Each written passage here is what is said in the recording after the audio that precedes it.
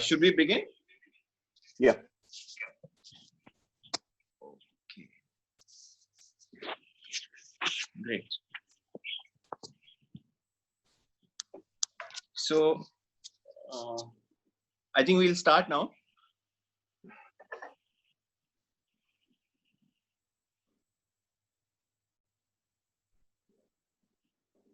Can everyone hear me? Yes, sir. Okay. So, very good morning. My name is Dr. Bhakti Sarangi. I'm a pediatric intensivist. I'm head of the pediatric critical care services at Bharti Hospital. I think we've all met before quite a few times on these Wednesday mornings at Bharti. So, but obviously it hasn't happened for a while thanks to COVID. But I'm glad that we are doing this again on the online platform. And today I'll be speaking to you about something very specific. I hear that you've been, spoken to about pediatric COVID-19 and how it's mild and what are the different symptoms and how to go about diagnosing it, etc., and even neonatal COVID-19. Today, what I'm going to talk about is a very specific subject, which is a critical aspect of pediatric COVID-19, something that we have been seeing quite a bit over the last 6 weeks or so. It's essentially, I've called it the Bharti experience because I'm talking about the 6 really sick kids that we have seen, we've been writing a paper on. So with that in mind, we'll go ahead. Anyone can feel free to ask questions at any point. Now, as we already know, most children that suffer from COVID-19 are asymptomatic or exhibit mild symptoms. So we've already seen literature from all over the world saying that children with COVID-19 exhibit either very mild symptoms to moderate symptoms, or majority are asymptomatic. Now, the asymptomatic carriers are the one that bother us the most because they tend to infect many people. So though majority of the children being asymptomatic is good for us, the risk of transmission of the illness from them to others is not negligible. In any case, the common symptoms of COVID-19, as I think you may have already discussed, include a fever, sore throat, cough, very importantly, GI disturbances like loose stools, because these are common things that come to the OPD every day.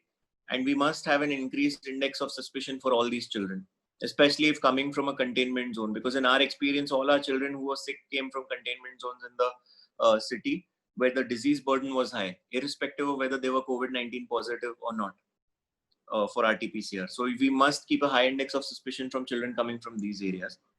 Now, though literature all over the world has specifically said now that majority of the cases are mild. In fact, just last night, I'm happy to inform that we published the first original article in Indian children on pediatric COVID-19. It was included 50 children. It's just come in Indian Pediatrics last night.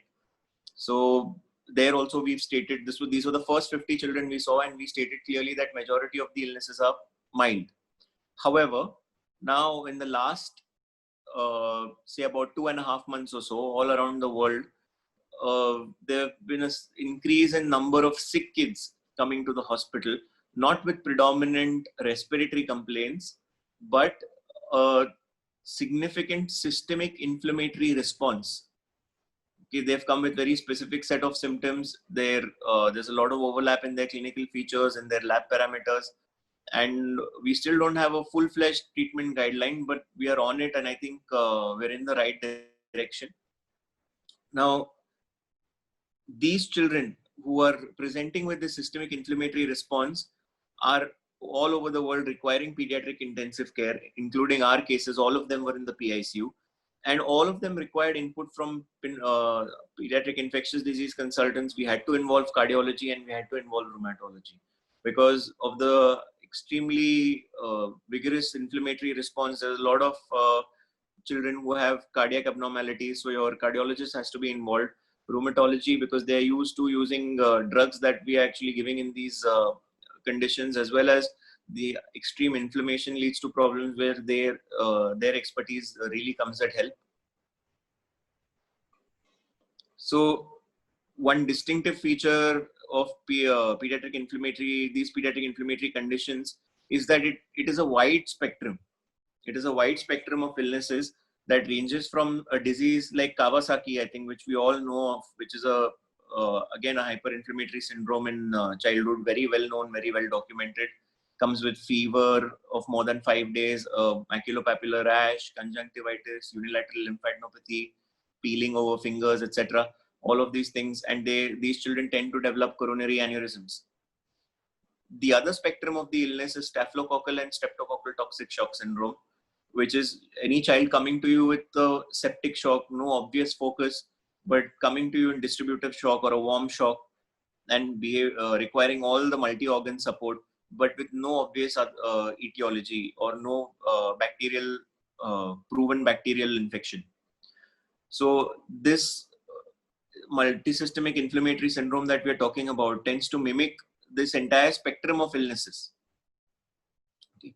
And one very important thing that you need to remember is that it comes with unusual abdominal symptoms. So why are we talking to all the pediatricians about this, or all the general practitioners about this, is because essentially early recognition by all these by all the pediatricians or by all the general practitioners of these children, early recognition with a high index of suspicion in the current scenario will lead to early referral.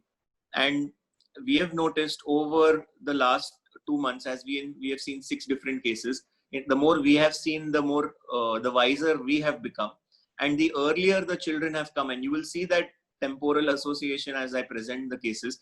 The earlier the children have come to us, the better has been their outcome in terms of morbidity, length of hospital stay, amount of support required, length of ICU stay, and complications. So the earlier they get picked up, the better. Now, when I say earlier they get picked up, that means our sensitivity will have to increase 2-fold or 3-fold. So there may be instances where we suspect the multisystemic inflammatory syndrome, and it may not turn out to be that, which is fine, as long as we pick up those who will have it, because they end up having other complications and morbidities if not picked up early. So it was on 1st of May 2020 that the Royal College of Pediatrics and Child Health sent out this alert. It was going like wildfire on WhatsApp, on all the pediatric groups all over the world, in our country, in US, across Europe. They talked about this pediatric multisystemic inflammatory syndrome, which is temporally associated with COVID-19. So they, for about a month and a half, they had realized that they were getting a lot of these sick children who presented either with a toxic shock syndrome, like a septic shock, or presented with features of Kawasaki or incomplete Kawasaki disease. And they turned out to be either COVID positive by RT-PCR or by serology, which means it could have been a post-infectious phenomenon.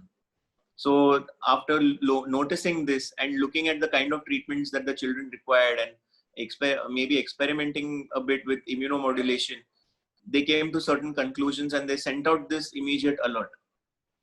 The thing to note is that once this alert was sent out, in the coming say 2 to 3 weeks, CDC from the US also sent out a similar alert and described cases from across the country, especially in New York, where children came with a similar multisystemic inflammatory response. However, they labeled it as something else. They called it MIS-C, whereas RCPCH called it pediatric multisystem inflammatory syndrome, that is PIMS-TS, temporally associated with COVID. The CDC named it as multisystemic inflammatory syndrome secondary to COVID-19, so MIS-C. Soon after that, the World Health Organization also sent out an alert looking at reports from across Europe. There were reports coming in from Spain, from France, from Italy about children like this. So we had then 3 categories of, or rather 3 different definitions of this syndrome. But if you look at them, there is a lot of overlap. So I'm going to look at the definitions of each. I've put them on all in a table, and we'll go through the case definitions so that all of you are well versed with what we are looking at. And whenever these children, if and when they do show up to you, you'll be able to recognize them early.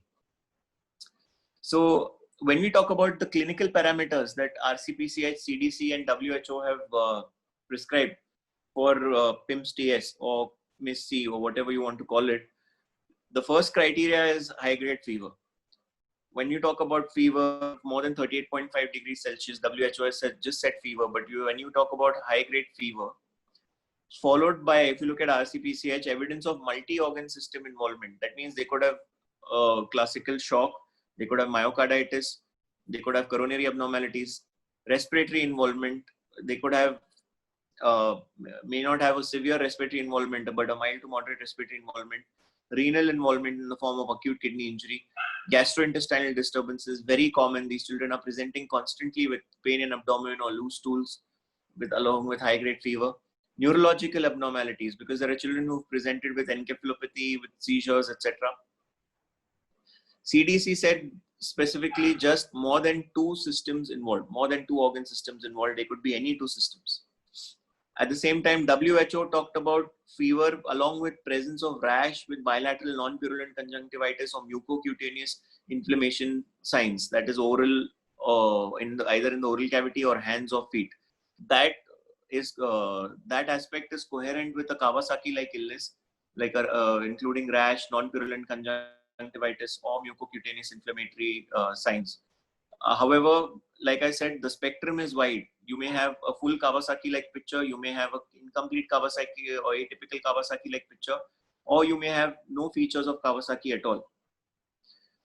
Along with that, specific other clinical features that were mentioned for RCPCH were oxygen requirement and hypotension, whereas WHO specifically said that gastrointestinal problems they highlighted, like I mentioned before, including diarrhea and abdominal pain, and presence of hypotension or shock.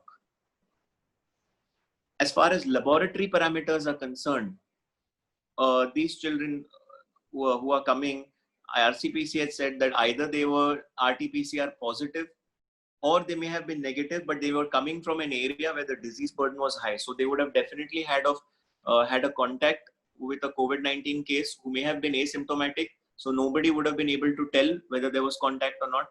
But they also realized that majority of these children were coming from high disease burden areas. So you might have RT-PCR positive, or you may not have RT-PCR positive. In that case, you must store samples for serology, that is antibody testing, which again may be positive or not. CDC specifically said that you must have a positive RT-PCR report, or you must have a definite history of exposure to a suspect or a confirmed case within 4 weeks of onset of symptoms. So again, here either you had to have an RT-PCR positive or a definite history of exposure to a suspect or confirmed case within 4 weeks of onset of symptoms to be labeled as the inflammatory syndrome. WHO specifically said either positive serology or antigen test will do or a positive RT-PCR, or when you don't have either, a likely contact with COVID-19 patient in the previous or preceding 4 weeks. The other lab parameters, when you look at them specifically, that on CBC, something that we very commonly do on outpatient basis as an investigation, a simple CBC, they said that presence of lymphopenia on CBC, or whether CDC said that presence of neutrophilia and lymphopenia on CBC should alert us, or should make us more alert in terms of suspicion of this multisystemic syndrome when it comes to diagnosing them. Apart from these, the third row is very important. When you look at it, the inflammatory markers.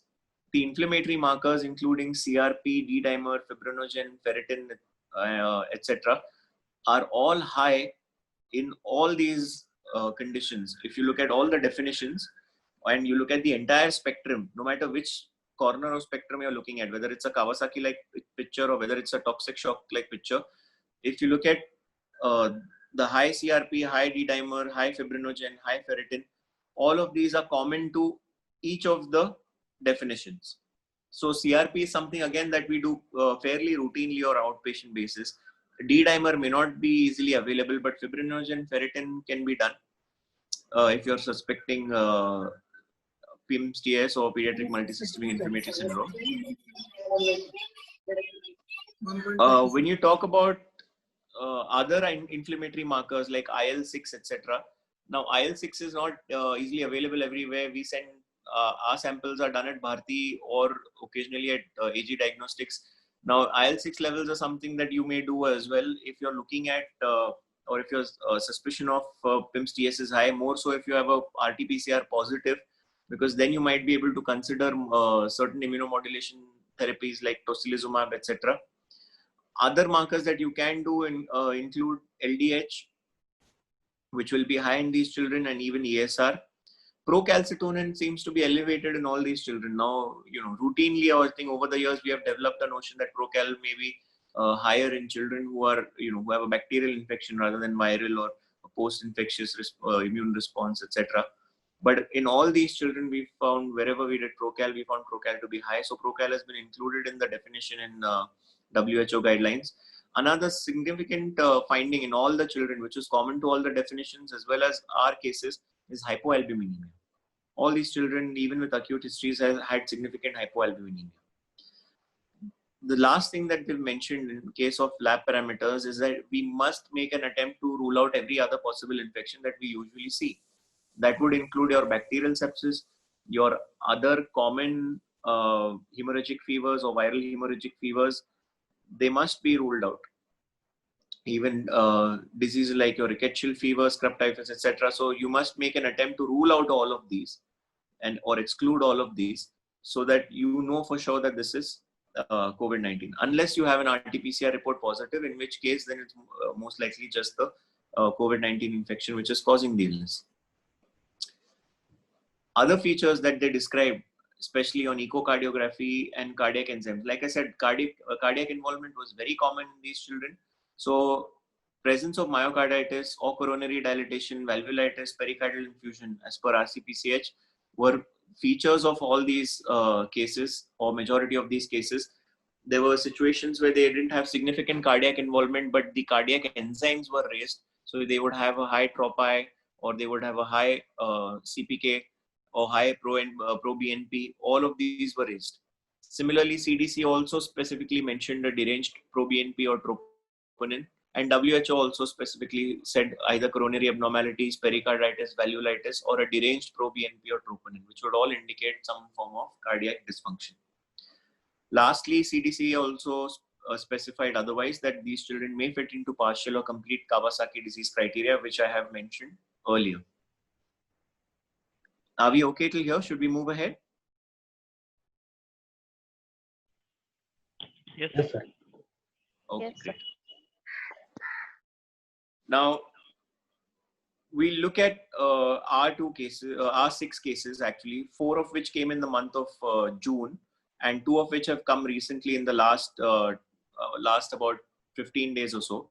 So the thing to remember in these cases, especially the ones that came in June, all of them were adolescents. The ones that came in the last 10-15 days, who have added just in the last couple of days to this presentation, they were a little younger, but all the others were adolescents.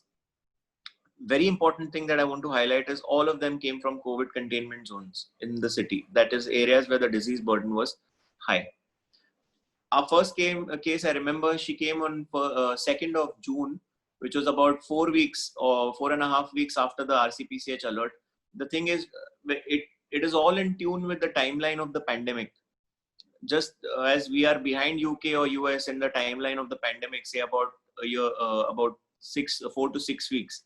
So the cases that have been reporting, there is a very significant or a very distinct similarity between what we are seeing now and what they were seeing 6 weeks ago. So June 1st week, June 2nd, I remember clearly this girl came to us. She was a 16-year-old girl, and she came with high-grade fever and pain in abdomen for 3 days and breathlessness without any associated respiratory symptoms. She was referred from a peripheral setup as a case of acute abdomen. She was admitted for 3 days to a hospital as a case of acute abdomen and being evaluated for that. When she came to us, she was sent at 6:30 a.m. early morning. She was very toxic, febrile. She had tachycardia of 128 per minute, which is very high for a 16-year-old. Had respiratory distress, tachypnea up to 50 per minute, but she didn't have any chest retractions or oxygen requirement because lungs were otherwise okay. She had features of vasodilatory shock with hypotension. So she was in warm shock. She had white pulse pressures. She required a lot of fluid resuscitation. She had significant acidosis on her blood gas. respiratory system was not involved, though she had become encephalopathic by then, that which was probably due to the maldistribution secondary to the shock. And she did complain of pain in abdomen. When we received her, she had to be given a good amount of fluid resuscitation. She received about 30 ml per kg of crystalloid, that could be NS and RL, followed by 10 ml per kg of colloid, which is 5% albumin that we use. She went on to require vasoactive drugs. Dopamine is what we usually start in our ER, and then as soon as possible, we switch to another drug once we've got a central line in place. So she required noradrenaline, a good dose of noradrenaline up to 0.2 mg per kg per minute. When we did a bedside echo for her, she had a good biventricular function with normal ejection fraction, which was great news for us. However, she went on to require ventilation within 2 hours of admission because she was on a lot of support, lot of fluid, lot of pressor support. She was encephalopathic, she was acidotic. So multiple reasons for her to be ventilated. Now, the thing to see here is once we ventilated her within 2 hours and she was on 2 pressors, we started to move towards catecholamine refractory shock, and we gave her a dose of hydrocortisone. Now, moment we gave her a dose of hydrocortisone was the time that we actually saw that there was significant change in things. I'm not promoting hydrocortisone as a wonder drug, but in this situation, moment we gave her hydrocortisone, over the next few hours, a lot of things seemed to be settled. Now, which is something, I mean, we have occasionally seen with other septic shocks that have come. Here, what we initially were thinking was of a warm septic shock, and the origin of sepsis we thought was probably the gut, which was involved, though her ultrasound abdomen came out to be absolutely normal. So then we were perplexed as to what was the cause for the pain in abdomen and why she was behaving in this way.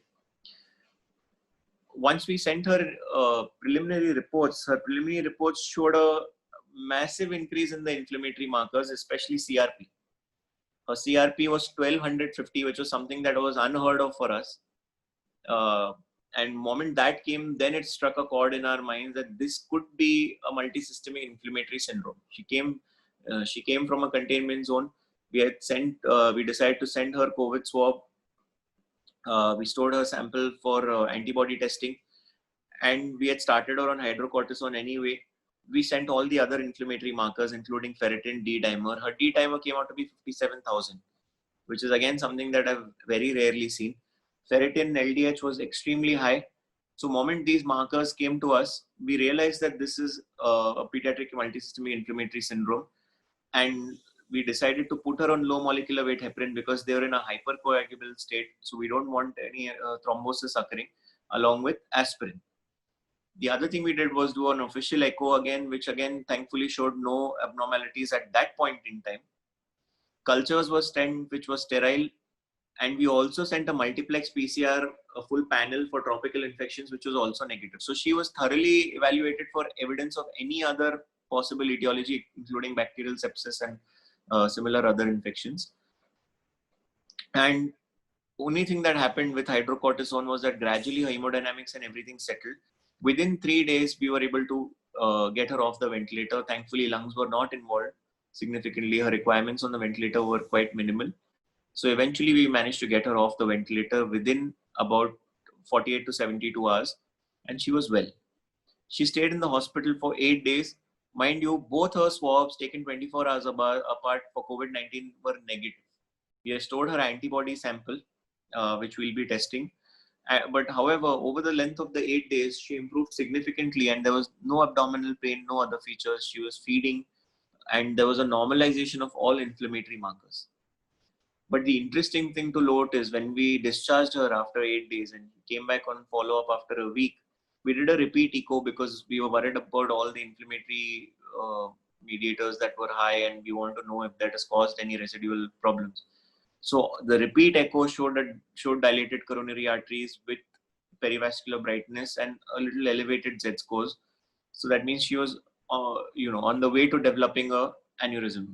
So once that happened, we roped in our rheumatologist who we had spoken to while she was with us anyway, and she was on steroids. Our discussion was that she chiefly responded to hydrocortisone, so we had continued her on oral prednisolone. But when this report came back on 15 days, we had done all her inflammatory markers again. Most of them were normal, only CRP was still a little elevated. we gave her an infusion of infliximab followed by an increase in the dose of oral steroids. This was done essentially as a protocol for resistant Kawasaki disease is what is being followed.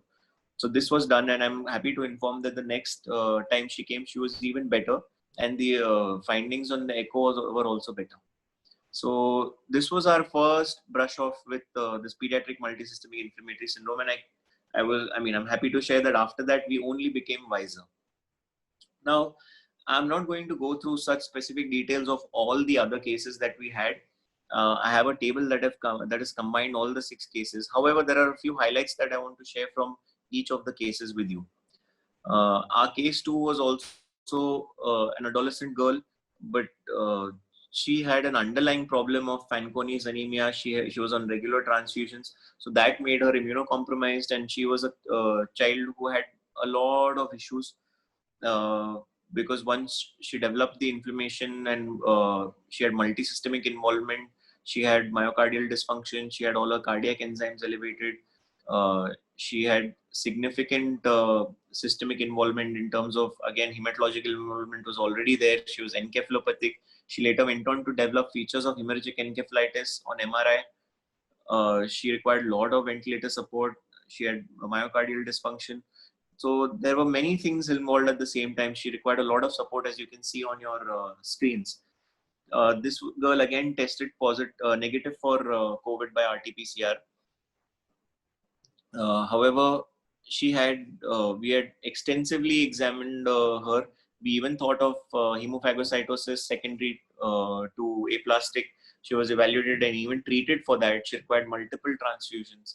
And we had given her hydrocortisone followed as a part of refractory shock, followed by dexamethasone for HLH.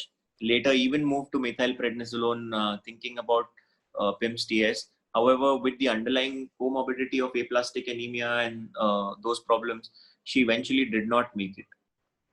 We had no evidence all through of any bacterial infection. All cultures were sterile. Her multiplex PCR for all tropical infections was also negative. Her CSF sample for CSF viral panel was also negative, and CSF COVID-19 was also negative. The interesting thing is that about 2 weeks after this girl went from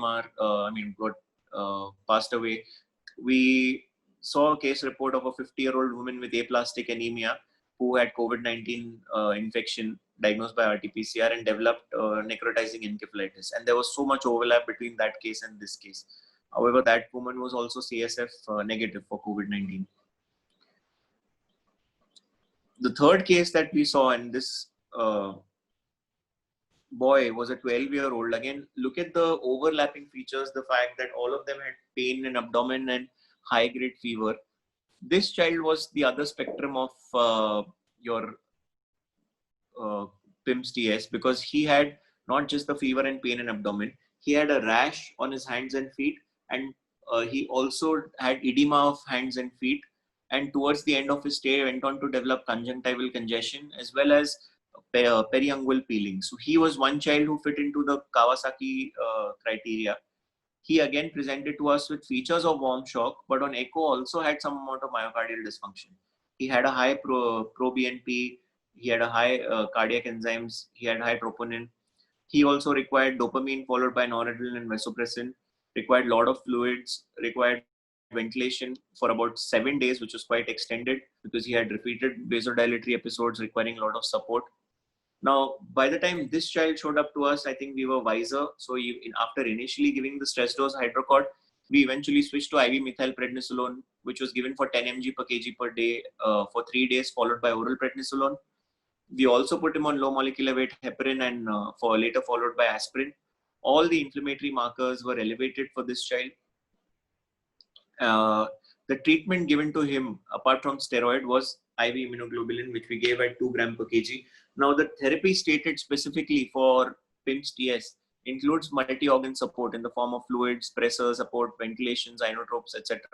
Maybe blood and blood products if required, but immunomodulation is the mainstay of therapy in these cases, including IV methylprednisolone, which we give around 10 mg per kg per day for 3 days to 5 days, followed by oral prednisolone. apart from that, because of the inflammation and hypercoagulable state, these children are given low molecular weight heparin and aspirin, which initially after the anti-inflammatory dose can later be switched to the antiplatelet dose.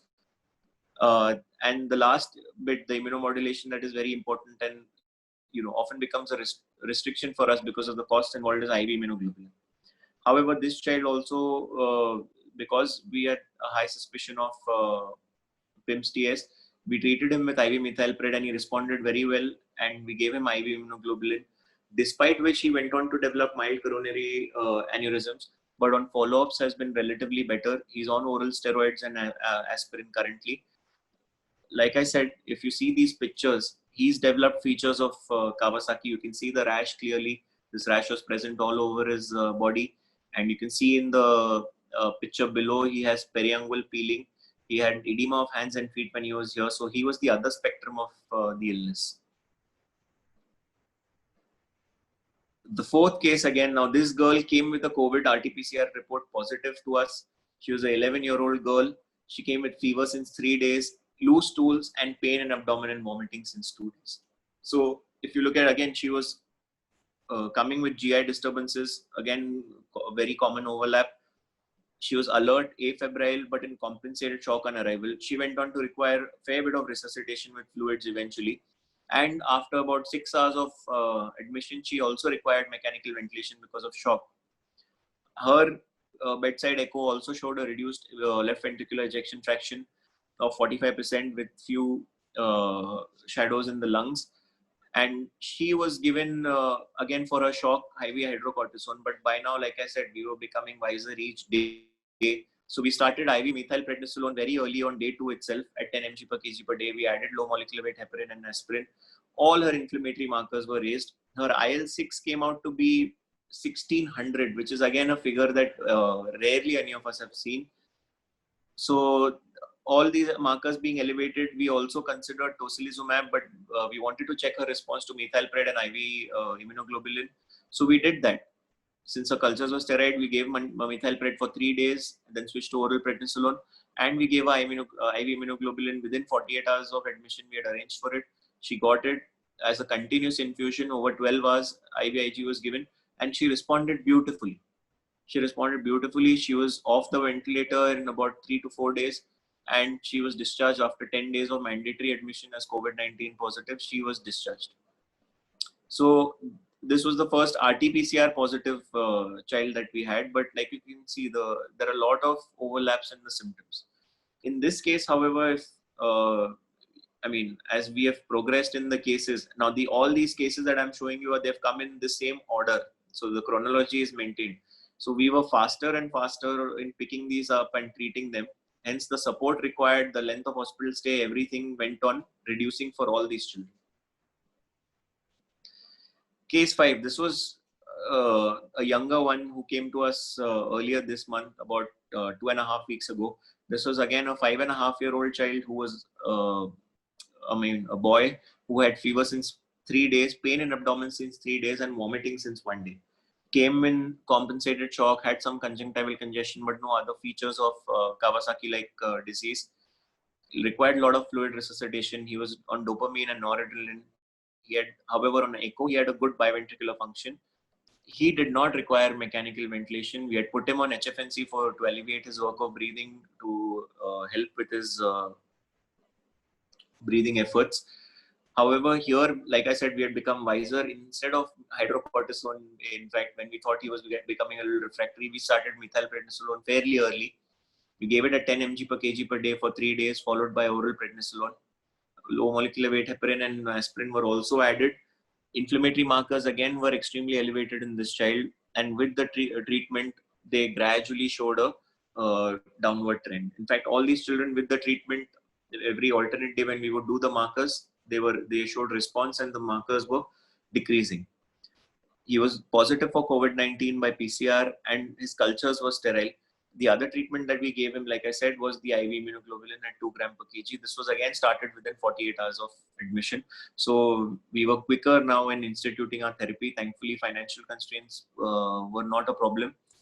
And what happened was he responded very well, did not require ventilation, did not require added support, came off the pressor support in about 3 days time, and he was well till about 10 days, after which he was discharged, and he's going to be followed up within a week. I think he'll be coming anytime this week now. So again, since we picked up early and we started or instituted therapy early and without any other constraints, I think the outcome in terms of morbidity, etc., was quite good. The last case, again, the worrying thing over here is the fact that he was a young kid, 2-year-old male, and he came with 1 day of fever, loose motions and vomiting, and fast breathing few hours prior to admission, which was attributed to his metabolic acidosis and the high grade fever. Lungs were essentially not involved. He came in compensated shock with signs, evident signs of dehydration like sunken eyes, dry tongue, dry oral mucosa, delayed capillary refill, decreased skin turgor. So he had all the signs of dehydration as well. He was alert at that point, but high grade fever was present. So we controlled the fever. He required again about 40 ml per kg of fluids overall, including crystalloids and colloids.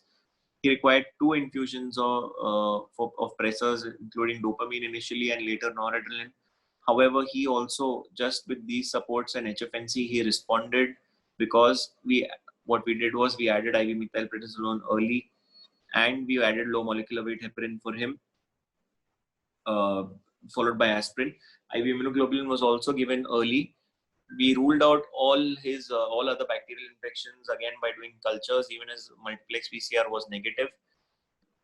He did very well on this treatment. He was off HFNC within 4 or 5 days. He was in the ward for about 10 days time. We have stored his samples for antibody testing, and he was eventually discharged after 10 days. So this has been our experience of 6 cases. If you look at them all temporally, epidemiology wise, none of them said that they had a contact with known COVID positive patients in the last 14 days. In fact, of these 6 cases, let me tell you that only 2 of them had parents who were tested later and tested positive. The remaining had relatives who were all negative. However, look at the second column. All of them came from containment zones in the city. None of them had any influenza-like illness in self or family in the last 2 to 4 weeks, and nobody had traveled anywhere in the last 4 weeks before coming here. As far as infectious workup is concerned, apart, I think though we had 2 positive by RT-PCR, we have stored samples for everyone for serology. They were all negative for multiplex PCR or cultures. In the cases of the 2 positive children, we did not send the multiplex PCR because we had an obvious etiology. As far as immune modulation is concerned, as we learned more and more about this condition and our knowledge evolved, the immune modulation essentially used was methylprednisolone pulse dosing and followed by IVIG. Only the first case where we used hydrocort, that was the situation where we continued only with hydrocort and switched to oral prednisolone later. We didn't use methylprednisolone because she responded very, very well. Tocilizumab we haven't used yet. We haven't had the requirement to use it yet, but if required in the future, we may just. Aspirin we had given to all these, to 4 of these children in anti-inflammatory dose, except the one with Fanconi's anemia because she was anyways having a tendency to bleed. And antiplatelet dose of aspirin was given to all the others, along with oral prednisolone, which was being tapered. When you look at systemic involvement, all of them had high-grade fevers. All of them had some form of shock. 5 of them had distributive shock. 1 had pure cardiogenic shock, the aplastic child. But despite the distributive shock, 5 out of 6, 4 of them had myocardial dysfunction on echo, and even the enzymes were elevated.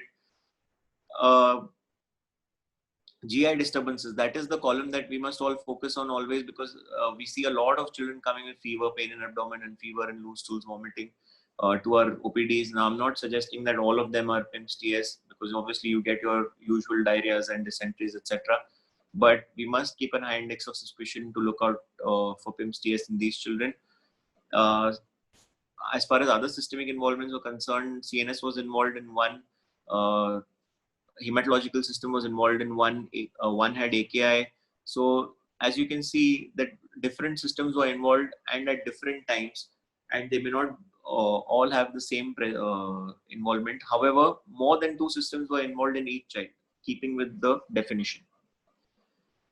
And lastly, when you talk about Kawasaki disease criteria fulfillment, I think case 3, like I showed you the pictures, he had a lot of criteria that he fulfilled for Kawasaki disease, whereas case 4 and case 5 only had conjunctivitis, so they were incomplete criteria. But we must keep an eye out for all these children because the incidence has definitely gone up. A lot of the other centers are also reporting it across the country wherever disease burden is high, like Mumbai, Wadia Children's Hospital, Delhi, Gangaram Hospital. Wherever I speak to colleagues, they're reporting more and more of these cases. So at the end of all this, my take-home message for all of you is that as the pandemic is progressing, cases of these inflammatory multi-system syndromes are expected to rise. They are only going to go higher in the coming days. The clinical spectrum will include a child who's coming to you with features of septic shock or with features of a Kawasaki-like disease, or including fever, rash, etc. So we must keep our index of suspicion high. These children usually come with high-grade fever, pain in abdomen, may have features of shock when they come to you or may not have them at that time. Myocardial involvement will be present in a fair number of cases, but respiratory involvement may not be present. They may be tachypneic because of fever, acidosis, and other causes. However, these are the chief overlapping clinical features which we must all look out for. High inflammatory markers, including CRP, D-dimer, ferritin, LDH, procal, IL-6 with neutrophilia and hypoalbuminemia, in the absence of any bacterial tropical infections, is highly suggestive of PIMS TS. So you get very high inflammatory markers with CBC showing neutrophilia, lymphopenia, okay, and we don't have any obvious bacterial etiology, then we must consider the diagnosis of PIMS TS and evaluate accordingly. Though children may have a negative RT-PCR report, they may have history of contact with COVID-19 positive individual in the preceding 4 to 6 weeks. Like I said, all our children came from containment zone, so we were quite definite about their contact. Two had in fact a positive RT-PCR. Their samples for antibody have been stored. They will be tested, and we must, because there is a lot of take on the pathophysiology of this illness as it's evolving, about post-infectious immune response to cytokine storm during the infection itself. So there are many theories coming up. Management in these cases will require a lot of support, including how you give support in a case of shock, like fluids, vasoactive drugs, mechanical ventilation, steroids, and IV immunoglobulin again form the mainstay of therapy. So picking up these children, especially in the OPDs or maybe in the nursing homes when they come with certain features, is important. That as you see that the more they were picked up early, the lesser support they required, the earlier they were discharged. So picking up these children early and referring them to tertiary center is absolutely crucial to their outcome. Thank you. If there are any questions, I'd be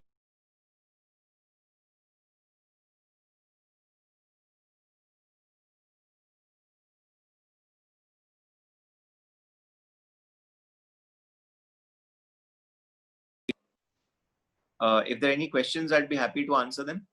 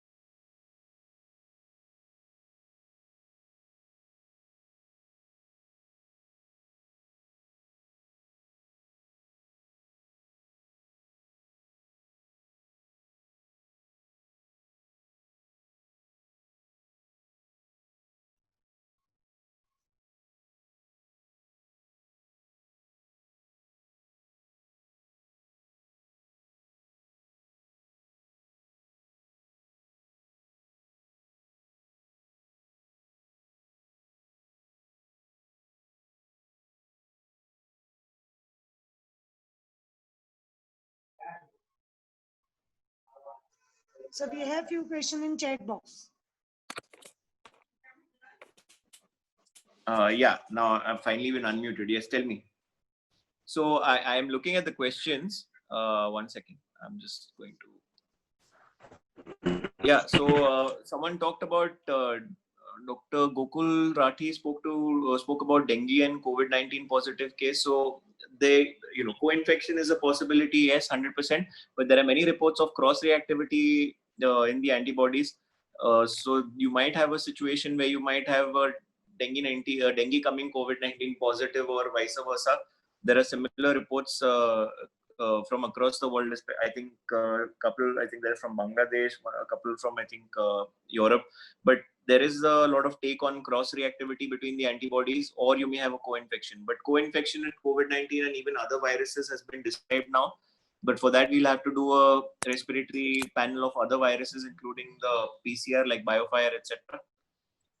I think Dr. Yogesh has talked about a family being positive, children with mild or asymptomatic COVID and quarantine at home. So, see what we are doing at our center. We have a home quarantine OPD now, home isolation OPD, where we are advising home quarantine. We are providing with a monitoring kit at home. We are following up the children twice a day for about a period of 10 days, after which we stop following them, and any symptoms we are getting them to come to the hospital. But our cutoff is 2 years. Children below 2 years, we have we're trying to keep them in the hospital, in the isolation ward or in the isolation rooms, because in any case in that age group, social distancing is not a possibility. They're all over the place. They need attention. So plus, if they develop any severe disease, we should pick them up early, because they may not be able to talk about their symptoms either. So children below 2 years of age is our cutoff. After home quarantine, if they show up on follow-up, I think if they have been asymptomatic all through, then there is nothing to worry about. We should just ask routine questions about their feeding outputs, etc., whether any new onset symptoms have been developed.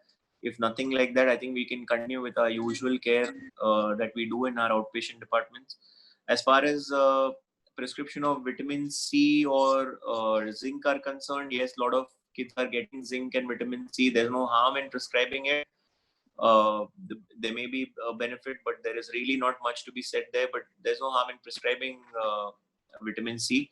As far as follow-up, while they are at home, is we can do follow-ups while using video calls, or we can do follow-ups or phone calls or WhatsApp calls. That is the one thing that we must do. We can ask them to get a pulse oximeter, and they can check their saturations at home. About symptoms, we can get details from them over these phone calls.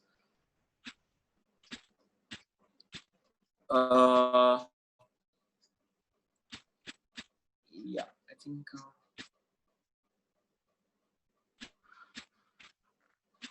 Fever 5 days with vomiting, once pain in abdomen, all parameters like CPC, chest X-ray normal, urine normal. Can be COVID. It can be MCS. You'll have to look at the inflammatory markers, and if they all go hand in hand, the criteria are fulfilled, then we should definitely think about evaluating for COVID. Should we send to fever OPD? Yes, you should send to our fever OPD. What about saturations in children? Now, a lot of times children are not presenting with respiratory illnesses. In fact, we had a very unusual case. Now we see bronchiolitis all the time, but you, I think, must have realized that the cases of bronchiolitis have gone down. Lately, we got a child who presented exactly like a bronchiolitis, like a wheeze-associated lower respiratory tract infection, and he was COVID positive. X-ray was absolutely normal. He had hyperinflation. So there are varied presentations coming. So any child coming with acute respiratory symptoms must get evaluated. Saturation in children who are younger than 2 years definitely is a problem. But in the hospital, we may be able to, once they're calm, composed, with the mother, maybe, in their laps, when they're quieter, we may be able to get the saturation. So if you have to take it in the outpatient department, we must advise them to sit in one place, maybe give the baby in the mother's lap. Once he's quiet and composed, put the probe on and check it. In any case, when it comes to positive cases, we are not advising home quarantine in ages below 2 years. It's only above 2 years that we are keeping. And yes, pediatric pulse oximeter, yes, smaller size, I think, are available. If you inquire, you may be able to find them. So, any other questions that anyone would like to ask?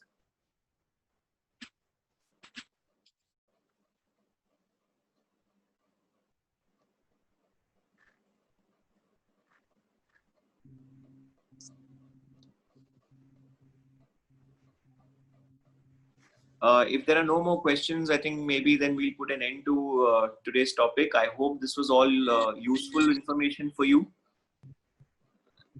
I'd be happy to take any feedback that you want to give, or you can give it to our coordinators. But the idea of this presentation was to alert everyone.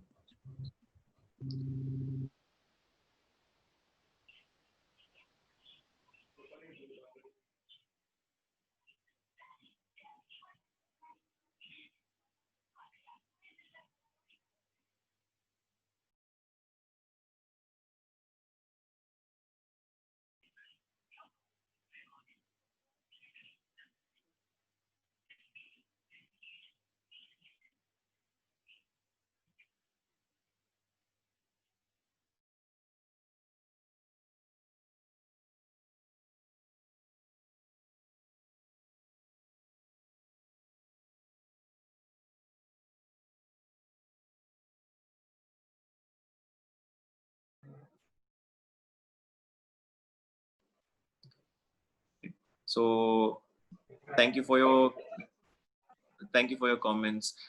Children who are negative for COVID, isolation done later. Yes, we definitely advise isolation for these kids as well at home, because again RT-PCR we had 2 swabs negative, but since they had these symptoms, one is taking into account the sensitivity of RT-PCR. Second thing is they could have positive contacts, so home isolation is definitely advised even in these cases.